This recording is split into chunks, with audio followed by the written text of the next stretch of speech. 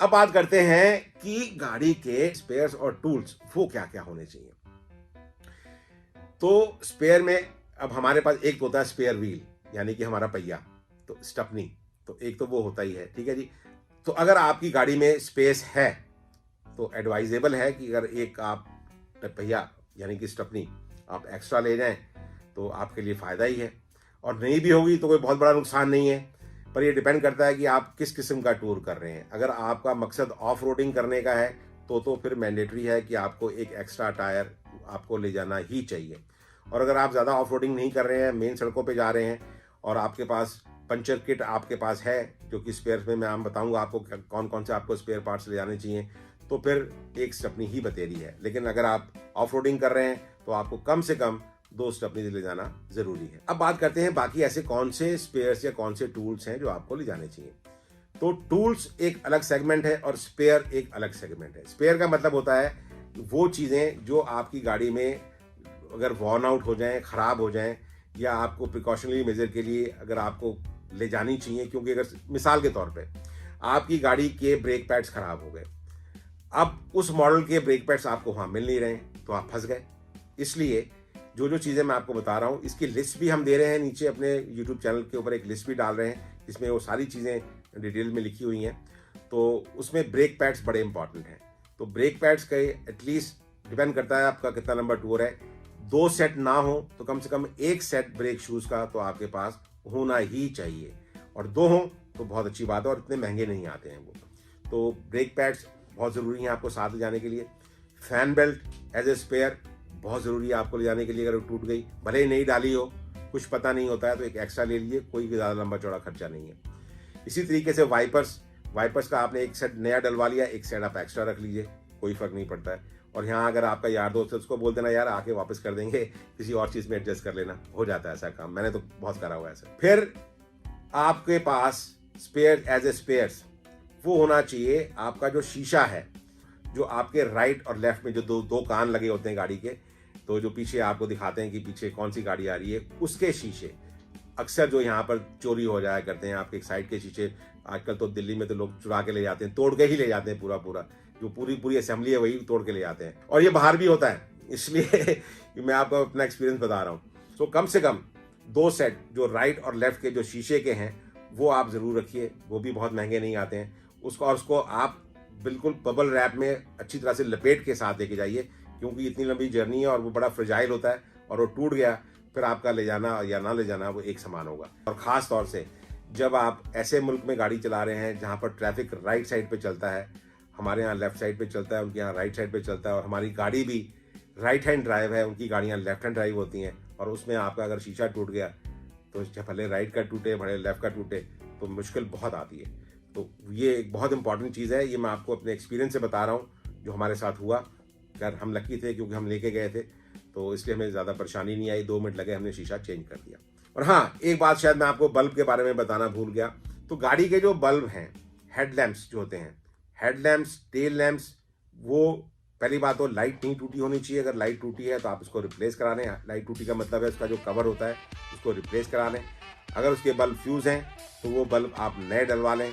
और हाँ, आप उसके जो एक्स्ट्रा बल्ब जो हैं, ख़ास तौर से जो मेन हेडलाइट्स होती हैं और जो साइड की जो आपके जो राइट और लेफ़्ट के इंडिकेटर बल्ब होते हैं, वो एक एक्स्ट्रा बल्ब आप साथ में ज़रूर लेके जाएं। और अगर आपका कोई बल्ब पुराना बल्ब है और आपने वो चेंज करवाया है तो उसको आप फेंकें नहीं, उसको साथ में रखें, कभी कभी इमरजेंसी में वो भी काम आ जाया करता है। तो बल्ब बड़े ज़रूरी हैं आपको साथ लेके जाने के लिए। उसके अलावा जो छोटी चीज़ें और हैं वो स्पेयर का तो खैर हिस्सा नहीं है, लेकिन वो ऑयल का हिस्सा है। ये चीज़ें मिल जाया करती हैं वहाँ पर, ऐसा नहीं है। मैं बात कर रहा हूँ इंजन ऑयल, ब्रेक ऑयल और कूलेंट और गियर ऑयल, ये सारी चीज़ें मिल जाती हैं वहाँ पर, ऐसा नहीं कि नहीं मिलती हैं। लेकिन अगर आपके पास हो तो आपका टाइम बचता है। देखिए, पैसे तो आपने वहाँ भी देने हैं और यहाँ भी देने हैं। वहाँ पर आप शायद थोड़े ज़्यादा पैसे खर्च करोगे और फॉरेन करेंसी में खर्च करोगे। ऑयल जो है अगर आपका 10,000 किलोमीटर के बाद बदलता है और शायद 5 से 7 लीटर ऑयल आपका लगता है, तो अगर आपने 10 लीटर ऑयल लिए के रखा हुआ है तो आपकी 2 दफ़े वो काम आ जाएगा। तो ये तो था सारा जो मैंने आपको अभी तक बताया, ये थे स्पेयर्स। अब हम बात करते हैं टूल्स की। तो टूल किट आपकी कैसे होनी चाहिए।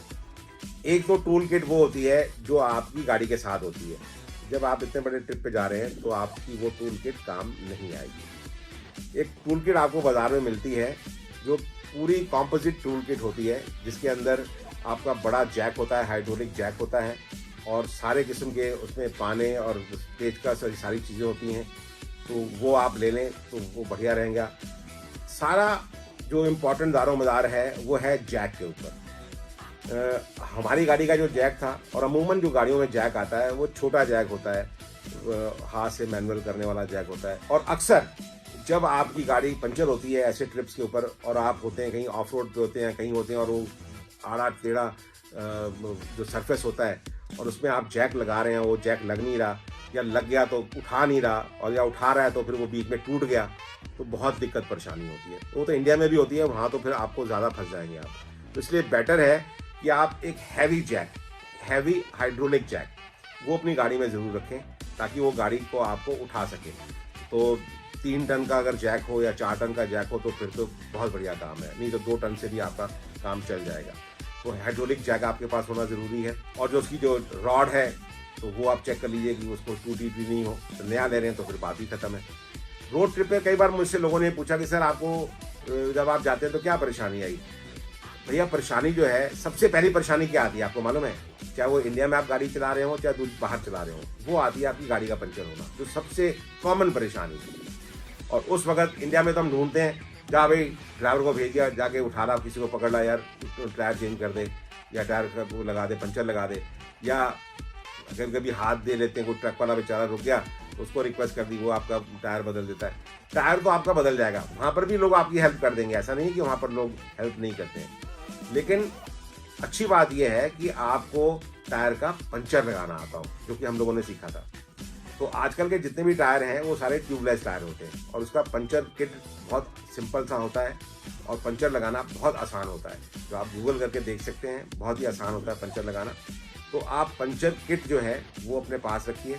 जब आप पंचर किट रखेंगे तो आपको 2 चीज़ों की ज़रूरत होती है साथ में उसके। एक तो हवा भरने के लिए जो एयर प्रेशर पंप, उसके 2 एडवांटेज हैं, वो आपकी हवा भी भरेगा और आपकी हवा चेक भी करेगा।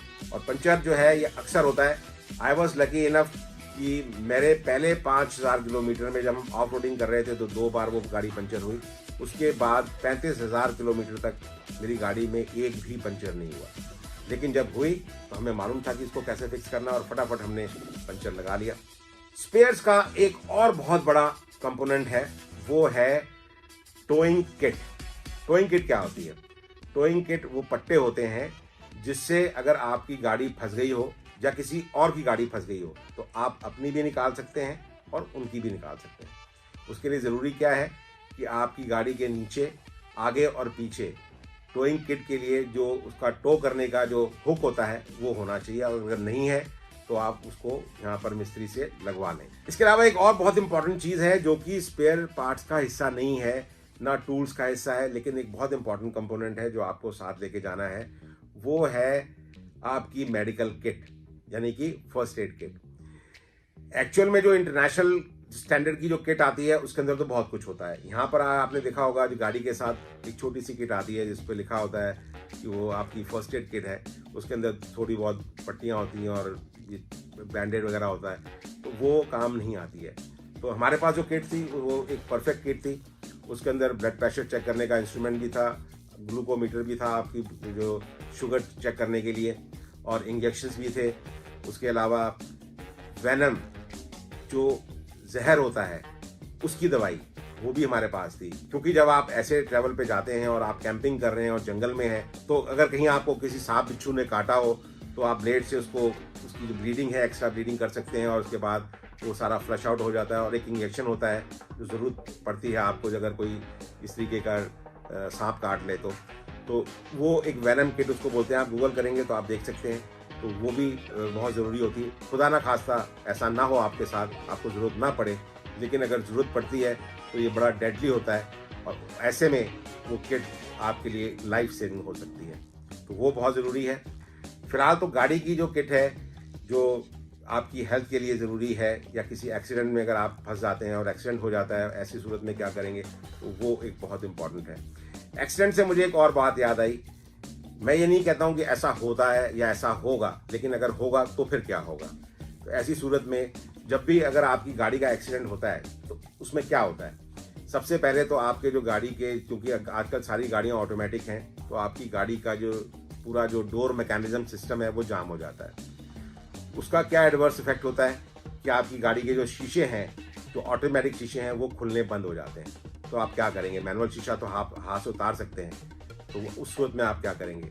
और अगर गाड़ी आपकी कहीं ऐसी डैमेज होगी तो आपकी जो बेल्ट लगी हुई है, सेफ्टी बेल्ट, वो आपको वहाँ तो बचा लेगी, लेकिन आप उस बेल्ट को अगर खोलना चाहें और वो नहीं खुल रही है तो वही बेल्ट आपके लिए फांसी का फंदा भी बन सकती है। तो ऐसी सूरत में क्या करना चाहिए, ऐसी सूरत में एक बहुत ही छोटा सा सुंदर सा एक डिवाइस है जो एक मल्टीपल डिवाइस की तरीके से काम करता है, और वो तकरीबन 6 इंच का है, जिसको आप वेल्क्रो के साथ अपने शीशे के जहाँ पर आपका विंड स्क्रीन है उसके साइड पे लगा भी सकते हैं। वो आपके 2 काम करता है, एक तो उसके आगे एक पॉइंटर लगा होता है और जो हैवी होता है काफ़ी, तो उस ऐसी सूरत में अगर आपको शीशा तोड़ने की ज़रूरत पड़े गाड़ी का, तो आप गाड़ी का शीशा नहीं तोड़ सकते। बहुत भारी दिखाएंगे, सनी देओल का मुक्का भी मारेंगे, तो हर आदमी नहीं तोड़ सकता है। मैंने कई बार तोड़े हैं जो कपार, लेकिन भगवान कभी ऐसी सूरत ना लाए। तो उस वक्त आपके पास कोई ऐसी चीज़ नहीं होती है कि अगर आप वो गाड़ी का शीशा तोड़ सकें। तो वो एक ऐसा डिवाइस है, एक हथौड़े के समान होता है, छोटा सा होता है, उससे आप गाड़ी का शीशा तोड़ सकते हैं। और उसके साथ में ही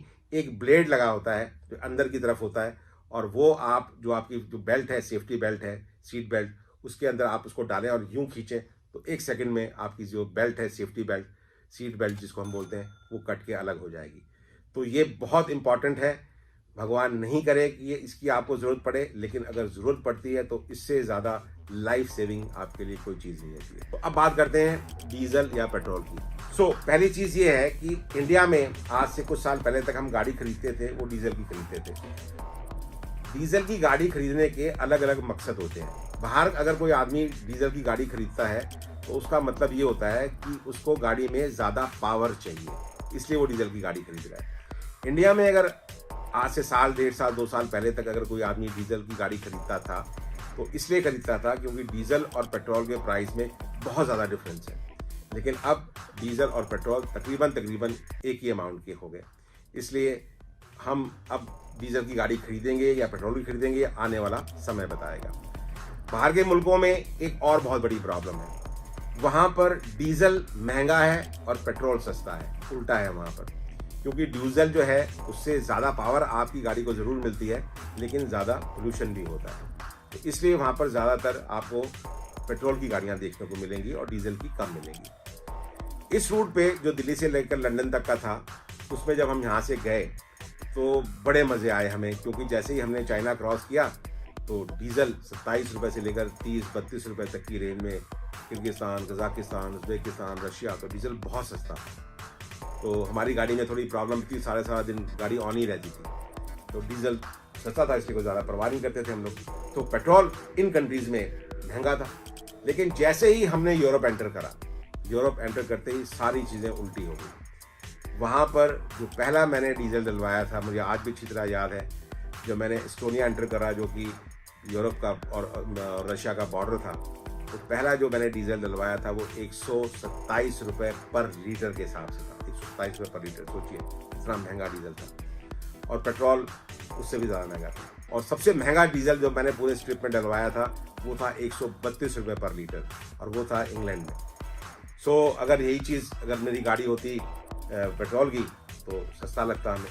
एनीवे, डीजल और पेट्रोल में एक और बहुत बड़ी इंपॉर्टेंट चीज़ है, पेट्रोल की अवेलेबिलिटी जो है वो पूरे ट्रिप में आपको हर जगह मिल जाएगी, लेकिन इस ट्रिप के अंदर, इस रूट पे ऊपर ख़ास तौर से जब आप किर्गिस्तान, कजाकिस्तान, उज़्बेकिस्तान और रशिया आप जा रहे होते हैं, और कुछ पार्ट चाइना का भी है जहाँ पर आपको डीजल हर जगह पे नहीं मिलता। जी हाँ, डीजल हर जगह पे नहीं मिलता, और आपको ब्लैक में भी डीजल खरीदना पड़ता है। हमने भी डीजल ब्लैक में खरीदा है, और डीजल को ब्लैक में खरीदने के वो अपने अलग मसले हैं, तो उसके बारे में भी बात करेंगे हम थोड़ा आगे जाके। तो डीजल आपको ब्लैक में मिलता है, और फिर एक आपको मैं थंब रूल बताता हूँ, भले वो डीजल हो भले वो पेट्रोल हो, जब आप ड्राइव कर रहे हो तो गाड़ी में फ्यूल तो आपको डालना ही डालना है। आप एक जीवन में एक असूल बना लें, खास तौर से वो आप हिंदुस्तान में हो या बाहर हो, जब भी आप गाड़ी चला रहे हो आपको डीजल तो डलवाना ही डलवाना है। आप अभी डलवाओगे, हज़ार का डलवाओगे या इकट्ठा डलवाओगे, डलवाना तो आपको है ही। ये एक माइंडसेट है हमारा कि नहीं जी अभी 1000 का डलवा लेते हैं, 500 का डलवाते हैं, बाद में डलवा लेंगे। और इस ट्रिप पे अगर आप जा रहे हो तो ये कोताही बिल्कुल मत करिएगा कि अभी हम थोड़ा सा डलवा लेते हैं, आगे फिर डलवा लेंगे, क्योंकि आपको आगे मालूम नहीं है कि अगला पंप कहाँ आएगा। ठीक है जी। उसके लिए सबसे इंपॉर्टेंट वो थंब रूल क्या है?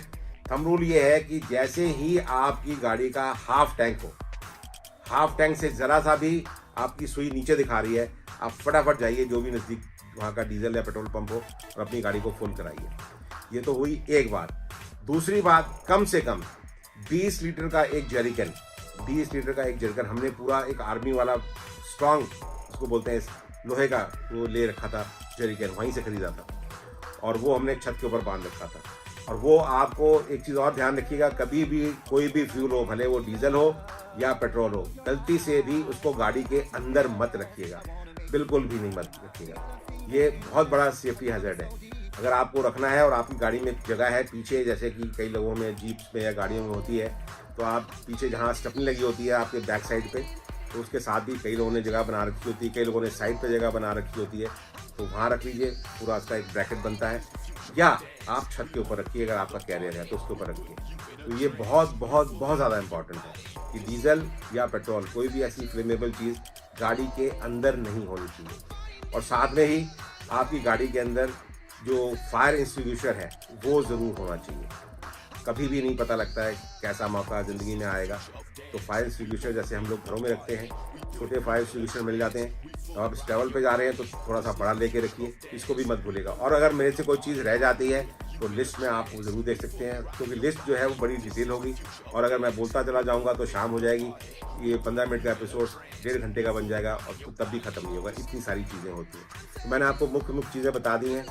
और इसके अलावा अगर आपको कुछ भी पूछना हो और कुछ चीज़ रह गई हो तो कल तो मैं आपके सामने आ ही रहा हूँ, आपके साथ लाइव हूँगा मैं फेसबुक के ऊपर, तो आप मुझसे वहाँ पूछ सकते हो। तो मुझे पूरी उम्मीद है कि आपको ये हमारा जो प्रोग्राम है ये अच्छा लग रहा होगा और ये आपके लिए कुछ ना कुछ ज्ञानवर्धक आपको चीज़ें बता रहा होगा, आपका ज्ञान बढ़ा रहा होगा। और अगर आपका ज्ञान बढ़ रहा है तो एक काम आप ज़रूर करिए, आप इसको शेयर ज़रूर करिए लोगों से, ताकि दूसरों का भी ज्ञान बढ़े।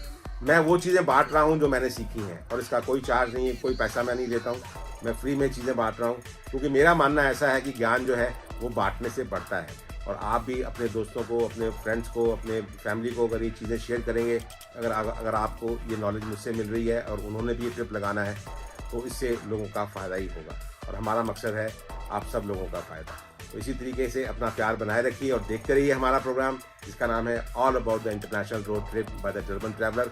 और अगले एपिसोड में आपसे फिर मिलेंगे किसी नए सब्जेक्ट को लेके। तब तक नमस्कार।